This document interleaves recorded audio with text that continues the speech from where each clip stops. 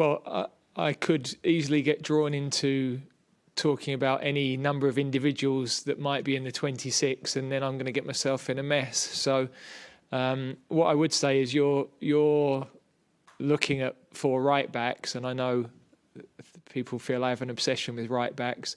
I just see 4 good footballers. Trippier can play right back or left back. Trent can play right back, wing back. I think he can play in midfield. In the last few days, I've seen Reece James play right of a 3 at wing back in the middle of midfield.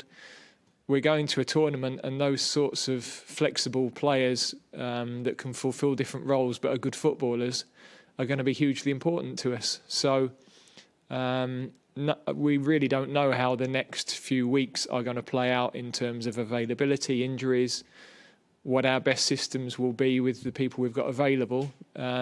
We've got too many question marks as I sit here today, but that will all become far clearer. We know what we'd like to do, and we've got good contingencies in place.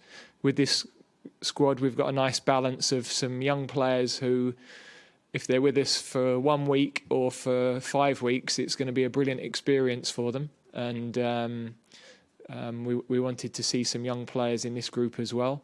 But also, of course, we're building towards a hugely exciting summer, and we've got to create a team that can win. So we're trying to balance all of those decisions. In terms of Jordan, we actually think Jordan, the level of work he's been able to achieve is very high.